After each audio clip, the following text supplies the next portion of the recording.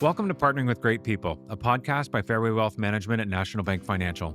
Guided by the mission of partnering with great people to preserve and grow generational wealth, this podcast highlights those partnerships that are important to the team and make a difference to the everyday lives of Fairway's clients. At Fairway, they believe great advice evolves with you across every stage of your life and every generation of your family. Today, I'm joined by DiBrita and Ashlyn Vivian, two advisors who are helping bring that philosophy to life. They play a key role in the multi-generational approach of the team, ensuring clients receive advice that reflects what matters most to them, whether they're building wealth, protecting it, or planning their legacy. In this episode, we'll explore how different generations think about wealth and why having the right voices at the table leads to better outcomes for family. Welcome. Everyone is drawn to wealth management for a different reason. Some like investments, some like insurance, and some like the planning side of things. But everybody has a why they're here. Ashley, I'm going to start with you. Why wealth management for you?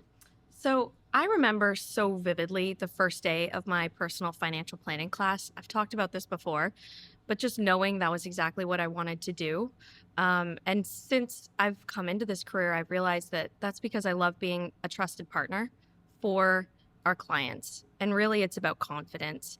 And if we're able to bring clients a little bit more peace at night, knowing that they have a team of trusted partners in their corner to help them through every piece of their life where, money touches on buying a house. It touches on putting your kids through school.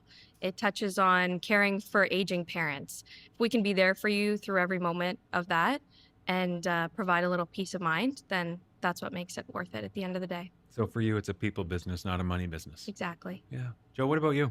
Yeah, my story I think is interesting. I was in university during the financial crisis.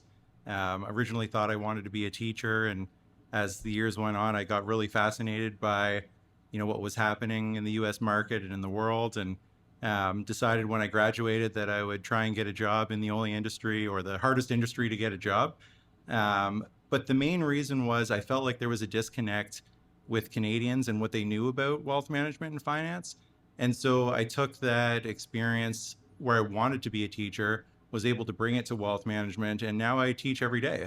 I teach about money though. So I've kind of taken my passion, the markets, finance, and teaching, brought them all together and bring that to my clients every day. That's really interesting. I worked with a guy who was very successful, and he started off his career as a teacher. And he drew the parallels of educating, right? It's meeting clients, it's figuring out what's meaningful to them and educating them all the way through. And education in Canada around finance, we all know is a problem. So, we just try and educate our clients one at a time. And we're fortunate that they're able to bring in their families and learn from us as well, which is why we're here today. I love that. Regularly in my personal life, I get asked questions, and from all different ages, but I'm always surprised at just how simple some of the questions are. And that's not a judgment call on the people that are asking me questions. That's more of a, to your point, just a lack of education around it. But Ashlyn, you said it best too. There's a lack of confidence around money. And I think that that's what people really need a good advisory team for. And what I love that Fairway Wealth Management is building is a multi-generational practice. And we're going to really dive into that today. But Joe, you came on as, I'm going to say, the next generation. So we refer to the founders like Reg, Paul, and Adam because they started the businesses and built them from the ground up. But they now needed another generation to join the practice. So what does that mean for you? And tell me a little bit more about that strategy. Yeah, it was a fascinating time to join the team over 10 years ago now. I think we were maybe 7 or 8 people. We recently had an advisor retire. We had an advisor in Waterloo, Zach in Toronto, and us here in London. And I felt like I was brought on, to think about the next generation of clients. So I started as an associate, kind of learned everything from the ground up. I learned process. I learned how the business worked. And I would say after a couple of years, started dealing with my first client, which was one of our clients' children. And so it's been fascinating over the last 10 years, the 20 and 30-year-olds that I started working with have turned into 30 and 40-year-olds who are right in the heart of their careers and their business building.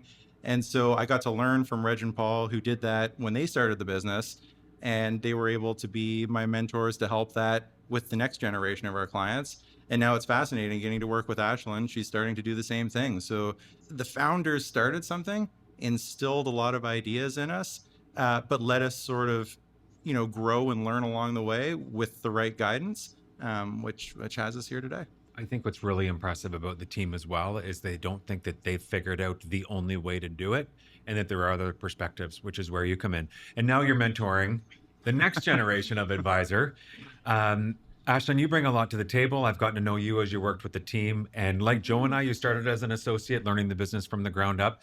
Um, I'm one of the old people in the business now, but I'm always fascinated by what the next generation brings in terms of knowledge. But what's important to your generation when it comes to wealth management? This is a great question, and I think it's something that's often misconstrued with older generations. I think that my generation has grown up in the time of information overload. We talked about it today. There's so much noise, and the noise means headlines, it means economic crises, it means a global pandemic, just so many uncertainties. And I think going through all of that, people really want the attention of someone who's looking at their situation, who is a human on the other side of the line that's able to provide them that sort of confidence and comfort that you will be able to achieve your goals one day. And on the other side, we've also grown up in an age of instant technology. We've grown up where you had a device in your pocket to give you an answer as soon as you needed one. Being able to see your accounts on your phone, being able to get an answer as soon as possible has become way more important to my generation than previous generations. Do you think, and this is only a personal observation, but a lot of young people I talk to, and I'm talking late teens, even early 20s, they look at investing, the way they look at investing, I look at as gambling. Because of their access to advice, or access to technology rather, they can pick up a device and buy and sell a stock in a second, usually for free. Whereas what we do is we provide a thoughtful approach to wealth management and put together portfolios for clients that meet their goals, et cetera. Do you see that as a challenge, this access to technology and thinking long term? It can be a challenge because there's two ways that the younger generation really takes it on. I've seen and talked to clients who they steer into the skid with this a little bit and decide to go very, very risk on and take on these approaches with different Reddit stocks or, Wall Street bets, that sort of thing. And because they have things like a DIY account and ChatGPT, they think they know everything. Mm-hmm. And on the other side, there's a group of people in my generation who think they know nothing and are never going to achieve their milestones and goals. So they kind of put their hands up and lean back and say, I don't know what I'm doing, and I don't think I'm ever going to get anywhere. So the challenge is steering those two groups into the area of keep it simple, start with building good habits, and move things forward without thinking you know too much or know too little in an age when everything around you is so overwhelming that it's hard to make sense of where you're actually at. And, since you got into the business and you talked about the financial crisis, and that was an incredibly difficult time. I was an advisor then and wearing the weight of the world on your shoulders, literally as things are falling apart, to now what's been an unstoppable bull run in the market since. So what have you seen changed over those years? Good habits, bad habits? I think both. Okay. I think the rise of passive investing and ETFs is the good change. Mm-hmm. The investment world has been made far more open. So the average person can get access to great ETFs and great companies at a very low price. And there's not the barriers that there used to be. So, there's things like, the Canadian couch potato portfolio and, as I mentioned earlier, passive investing. Like if you are the type of person who can control the urges to do something every day, these type of investments are perfect. And that's kind of how we run our portfolios is we tailor them to your needs and we make them approachable and understandable. I think that's the good stuff. On the other side of it, we've certainly seen gambling in the markets become very prevalent. You mentioned Wall Street bets earlier. There's millions of people going to Reddit every day to look at the next hot, stock idea, which ultimately ends up getting followed up by somebody whose account went to zero because they just discovered options for the first time and it's easy to trade, right? So when you take down the barriers to investing, it's allowed, this world to become easier, but also more complicated. So I think that having like the guiding hand, in your investing journey has become way more important, because even though it's easier, you might hear all these different things and just not know where to begin. So it's easier, but it's more complicated. Mm-hmm. And we're here at Fairway to try and make it as simple as possible by, building that plan and having you stick to that plan through the ups, the downs, the market noise. Think about everything that's happened since 2020, like, let alone the financial crisis. I mean, True. we've had, multiple market pullbacks. We've had situations where we just didn't think that we were going to come out of this. 5 years later, markets are at all-time highs. And had you been worried about everything or not had someone guiding you along the way, I mean, the results could be catastrophic. Ashlyn, every generation comes with people who have a story behind how they think about wealth and money. And I know I do, and I'll speak for Joe when I say he does. But what does your generation think about money and wealth that's different from previous generations? So I think this comes down to the relationship that my generation has with certainty. With our parents and grandparents' generation, it was pretty clear, the path. You go to school, you get married, get a stable job, work, put your kids through school, and retire. And everything felt very clear. Even though maybe there was setbacks and milestones along the way, that felt like a successful life. Now, my generation has been through so many different once-in-a-lifetime events in the first 10 years of adulthood that things don't feel as clear whether our next 50 years look the same as our parents. So there's definitely that dichotomy there of what our lives look like going forward. And that's why it helps to work with someone who's a professional to be able to say, yes, you can achieve your milestones. You can own a home. Even though, we've seen massive housing crises, you can have the opportunities to achieve the goals that you set out to achieve. Even though things might look a little different than how they were, we can still plan out a path that looks the same. And even if you never want to think about your investments, it's too overwhelming, at least when you talk to a professional, you can outline, this is what I want, and you can understand that your goals are feasible. Do young people want an advisor? And that's a loaded question. I was about to say that's a loaded question. Because so many people I know want virtual relationships. They don't want to talk to people. They might not be able to talk to people. And I don't say that disparagingly, but this world is becoming more and more digital and more isolated. So does the next generation want advisors, or are you here to talk to them about the value of getting one? I think I talk to a lot of people who value advice because they've been raised to value advice, because we have a lot of younger clients that are the next, even third or fourth generation of the relationship between our team and their family. And because of that, they value advice in a different way. They've also learned from their parents. They understand what they know and they don't know. And that's such a great point of starting the conversation early. Understanding that financial literacy for your young kids is so important, because then they'll value when they get a little older that it does help to have a guiding hand. So to answer your question, maybe a lot of the people that are in my generation that they don't have a standing relationship with any advisors, they don't know any, they've never talked to any, they might not value advice as much, but are they getting the same outcomes? Maybe not, because they're relying on things like ChatGPT, Reddit, and do-it-yourself investing, where they're really picking everything by themselves. I love that about financial education. It's something that I'm trying with my girls. They have no interest yet, but it's interesting as they're getting older and getting credit cards and doing this sort of things, questions are coming up naturally, and I love it when they ask them. But we try to make a point in our family to actually have conversations around money and what does a mortgage look like and what does a line of credit look like and all of these different types of things that they will need to know at some point. Joe, I have a question for you. What should families be talking about when it comes to wealth management, when it comes to financial planning and things like that? Like, where do they start with this, because it is such a big thing? I'm going to speak to this from someone who's my age and kind of in, what they call that messy middle. You have kids, but you're also have aging parents. If I look at my parents, like, we didn't talk about money growing up, right? And that might have been a byproduct of, their parents. Whereas, I would say entering this industry, I learned very early on that sharing was important. So if I focus on, me and my parents, if you will, or my parents' generation, I'll let Ashlyn focus more on, what you should be talking with your kids.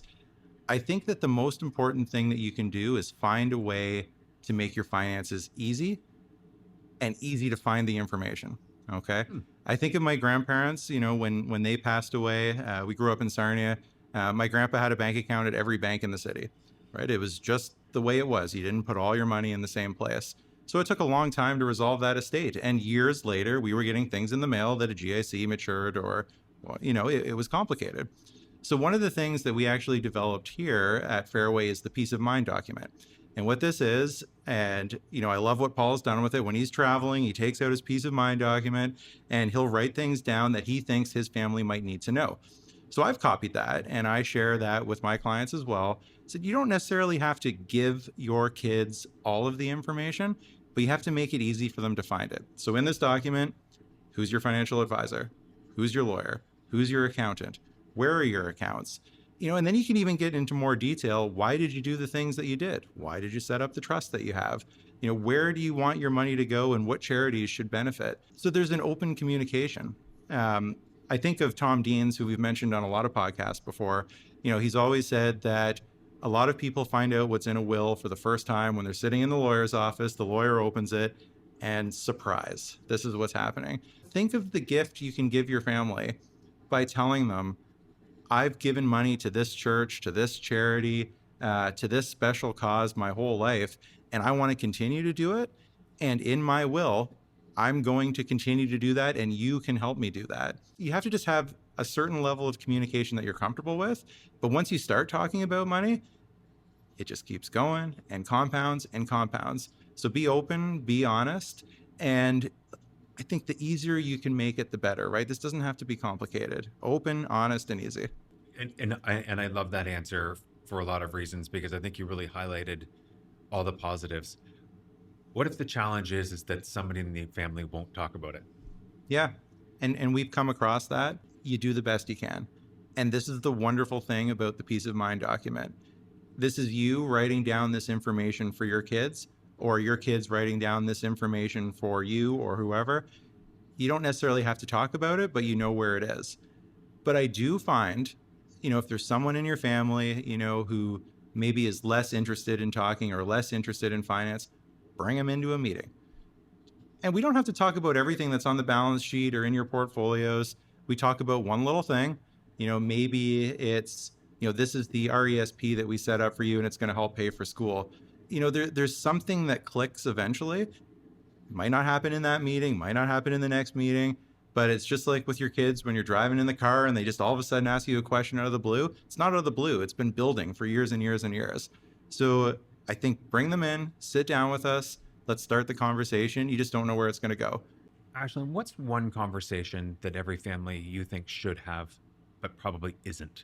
I think that the parents' generation, especially as your children are getting older, they're in their teens, you need to have an open conversation and an open dialogue about how you view money.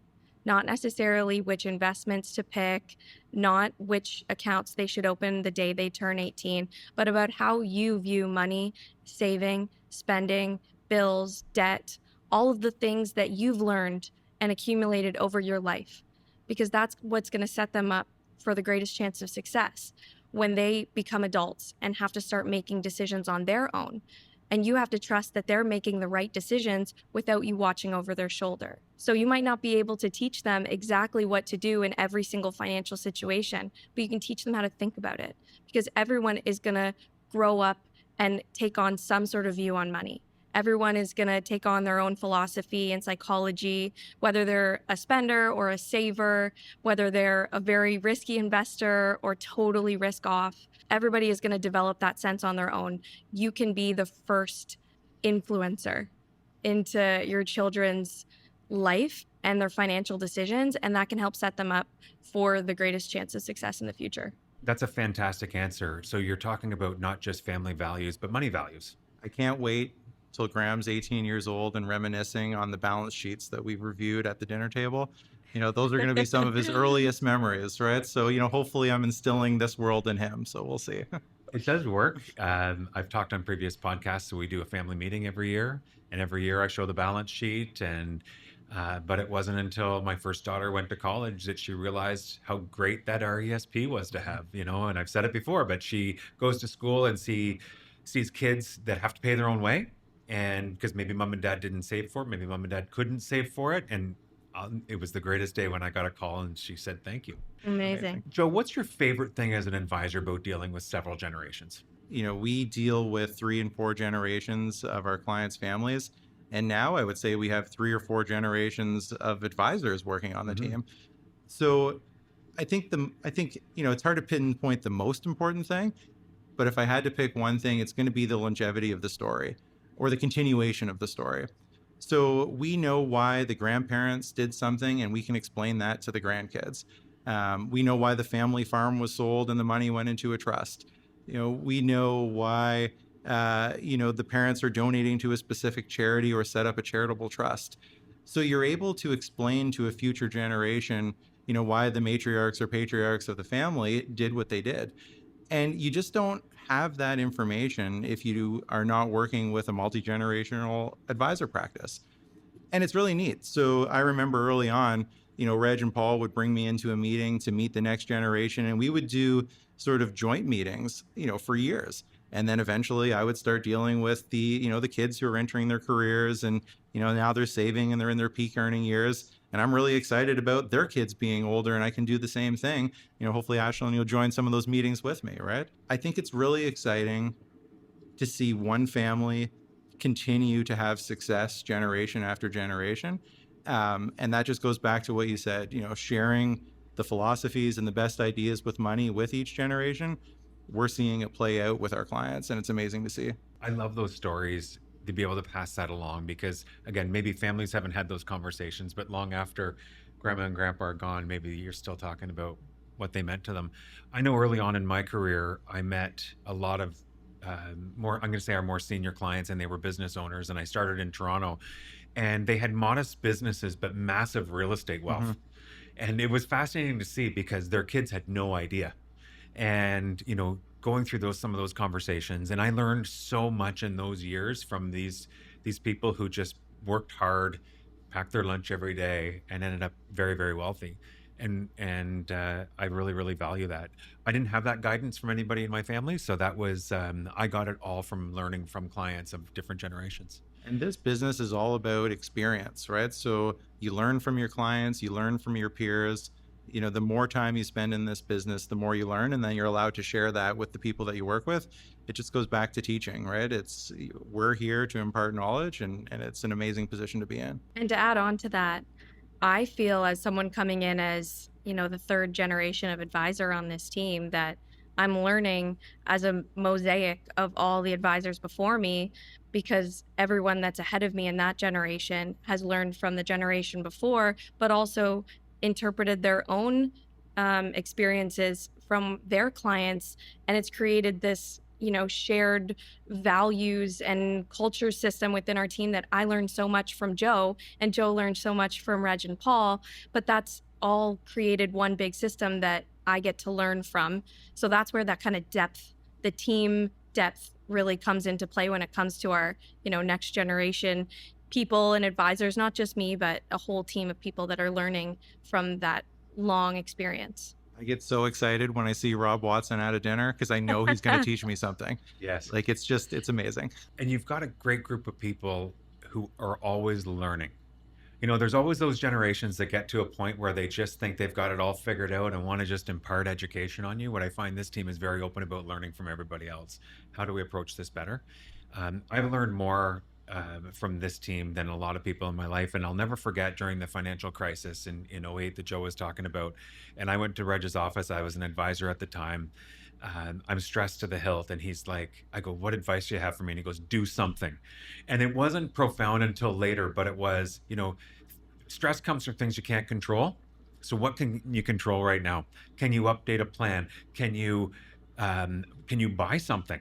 It was just do something, and it's those nuggets that still come back to me in conversations all these years later. But getting into the reality of the situation, can you share a success story about how maybe the team's helped a multi-generational family, or the way that the team has a multi-generational advisor set has helped people? So I think that this comes into play not only just on the next generation side, but it also comes into play when you have the older generations as well as, your messy middle and your younger kids. Because when things happen and the older generation can't take care of their own accounts, maybe they become incapacitated, they need help, they're aging, having the younger generation there provides an extra level of access. It provides simplicity. You know who you're talking to. A lot of times we have an older generation, a middle generation, and a next gen that all work with one or two advisors within the team that work very closely together. And because of that, you can manage everything when something happens and make the unimaginable situations where an aging parent has become incapacitated. Maybe they have a stroke or have developed dementia. You can make that a little bit more bearable because the finances feel controllable. I think building trust as well is something that happens when you work with a number of different families through the generations as well. And that trust is so important. If I can I provide one example Of as well? course. Yeah. So I would say a lot of our clients, they've had 4 great years in the markets. They look at, what's going on with their kids. They're struggling with housing, they're struggling with careers, and they've got the ability to help them. So we've seen, I would say, especially in the last 2 years, a lot of parents who've been able to give their kids money, which in turn is allowing them to buy a home. We can make the connections to the banks to get their mortgage, but we facilitate everything, right? And that level of trust, allows them to feel comfortable that the money is going to go where it's intended to go and for the purpose it was intended for. And we're there to facilitate that. I think it goes back to your opening comments about peace of mind and having confidence and things like that. And that sounds exactly to me what the benefit is. I've got a lot more I want to talk about. And one is the benefits to you as business owners. So what people may not realize is that advisors are business owners. And as business owners, and I've worked with advisors on this specific topic for many, many years, their big concern is, when can I retire? And often the biggest challenge to that is, who will ever care as much as I have about these people who have become so close to me? They're so important to me, and I've looked at them for generations. And I want to say kudos to you because you're solving that problem for advisors. If anything happens to someone on this team, yes, we'll miss that person, but families still have the same support that they had before. So kudos to you. What you're doing from a business owner perspective is also very, very admirable, but also important. I've been a part of a place where advisors have prematurely passed away with no succession plan in place. And what's interesting is the psychology of the client is this. On day one, they say, I lost my friend and advisor because I'm calling on behalf of the firm. And they say, take your time. I'm just going to mourn. By day 4, they're calling looking for a new advisor. Because when you're not in the seat, they think their money's going somewhere, right? Nobody's looking after it anymore. And whereas this team, Joe, if you even take a vacation, somebody's still there and looking after it. So that's a big benefit that I see that you're bringing to clients from a completely different perspective. Yeah, agreed. It's the continuity of the advisors, but also the continuity of the way we manage money and the plans we have in place. Because we have systems in place, we're operating in a very similar way with our own flavors, of course. Yes. But that's what makes us unique and interesting. Mm-hmm. But I agree completely. I mean, you probably answer the phone when I'm out of the office, and you can help the client that's on the phone. We all do it for the other advisors in the office. It's just such a benefit to being part of a team. Ashlyn, one last piece of wisdom here. How does involving the next generation help improve client outcomes? So if I'm a client and I want to bring my kids in, what's the benefit to me? I want to touch on this from the angle of the child first. Great. We talked a lot about the value of advice, and the children of people who have advice value advice so much more. But it's the fact that a lot of the clients that we work with that are younger generations don't necessarily qualify for the type of advice that we can give, purely because we have minimums to come into a team and that you have to be a certain account size. But we've opened the door to the next generation, come and work with the person that gives your parents advice, and that gives them the opportunity to come in and to benefit from that outcome where they get to put everything in the same place where their parents give their trust. Right. And it works out really well for clients on a fee basis. It works out really well for clients on the continuity of the story. And those younger generations, when you've given them the tools like the access to work with the same advisor that you do, you've given them the access to your psychology and why you think about money in a certain way, you're just setting them up to have a better experience with investing, with wealth management, and have a better outcome in the long term. I like that. So the kids get access to advice that they wouldn't otherwise have access to. Exactly, yeah. Joe, do you have any thoughts on that? I think experience is just the perfect way to put it. The first investing experience you have might shape the rest of your investing career. So if your first experience is buying a stock that you didn't research and it goes to zero, well, this is hard and I'm not going to do it anymore. That's not an experience we want anyone to have. So having someone be able to come in the door who wouldn't otherwise be able to get in, because let's face it, like you said, banks put minimums on account sizes, and whether we agree with it or not, it's the nature of the business. But having a parent being able to bring their child in and they can say, should I buy company XYZ? And we say, well, why don't you tell me a little bit about it? We probably can look a little closer at it and see that maybe this isn't your first investment. So that whole idea of having someone to bounce ideas off to make this experience so much better, I think it's the most important thing when you're starting off. I can see that. It's just making people aware of what risk they're taking. Mm-hmm. No young person buying a stock thinks of the loss. Exactly. Well, and on the other side, too little risk is another problem. And I remember, again, maybe this is just based on my age, but I remember a lot of my friends wanting to take no risk. They saw their parents suffer in 2008, 2009. They heard about the tech wreck that happened 10 years prior. Investing in stocks is risky. So I know so many people who opened their tax-free savings account and they saved money in a high-interest savings account. It's pretty hard to reach your goals unless you have a massive income making 1%. So too little risk can be just as risky as too much risk.